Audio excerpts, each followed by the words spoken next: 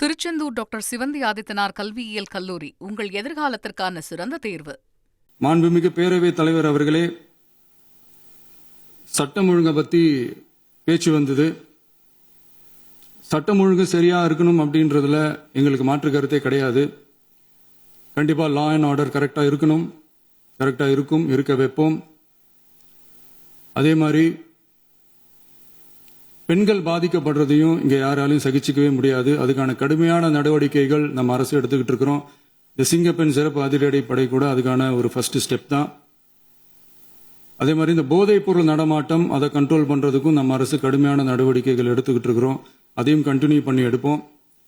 மாண்புமிகு பேரவைத் தலைவர் அவர்களே, இப்போ நான் சொன்ன இந்த பிரச்சனைகள்லாம்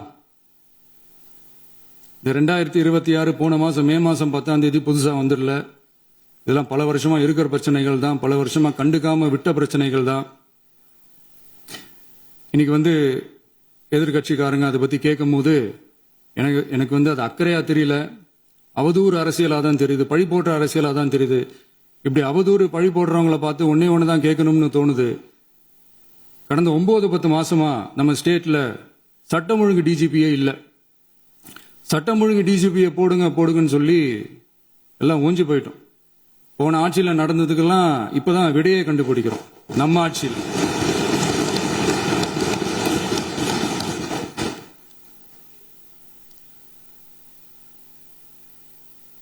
இந்த போதைப் பொருள் நடமாட்டம்லாம் தாறுமாற அப்படியே பரவி கொட்டி கிடக்குது. இதெல்லாம் இனிஷியல் ஸ்டேஜ்லயே யார் கண்ட்ரோல் பண்ணியிருக்கணும்? போலீஸ் டிபார்ட்மெண்ட் அப்போ யார் கையில் இருந்தது? இத்தனை கேள்வி நம்மளை பார்த்து கேட்கறாங்களே, ஒரே ஒரு கேள்வி தான் நான் கேட்கணும்னு தோணுது. போலீஸ் டிபார்ட்மெண்ட்டை கையில் வச்சுக்கிட்டே பிகினிங்லேயே இனிஷியல் ஸ்டேஜ்லயே இந்த போதைப் பொருள் நடமாட்டத்தை ஏன் கண்ட்ரோல் பண்ணல? மனசாட்சி உள்ளவங்க இந்த பிரச்சனையெல்லாம் ஏன் நடக்குதுன்றது அவங்களுக்கே நல்லா தெரியும். இன்னைக்கு சட்டம் ஒழுங்கை பத்தி கேள்வி கேட்கக்கூடாதா அப்படின்னா தாராளமா கேட்கலாம். இது ஜனநாயக அரசு, மன்னராட்சியெல்லாம் கிடையாது, மனசாட்சி உள்ள மக்களாட்சி. அதனால கேள்வி கேட்கலாம், எல்லாருக்கும் எல்லா உரிமையும் உண்டு. விமர்சனம் செய்யலாம், எல்லாருக்கும் எல்லா உரிமையும் உண்டு. ஆனா நம்ம ஆட்சியில் என்ன நடவடிக்கைகள் எடுத்திருக்கோன்றது தெரிஞ்சுக்கிட்டு அதுக்கு ஏற்ற மாதிரி ஒரு நடுநிலையா பேசுனீங்கன்னா கொஞ்சம் நல்லா இருக்கும். சட்டம் ஒழுங்கை பத்தி யாருக்கு என்ன யோசனை இருந்தாலும், மக்கள் நலனுக்காக யாருக்கு என்ன யோசனை இருந்தாலும் அதை தாராளமாக சொல்லலாம். நம்ம அரசு அது காது கொடுத்து கேட்கும். ஆனா நம்ம அரசனுடைய நிர்வாக திறன் அதை பத்தி பேசுறவங்களுக்கு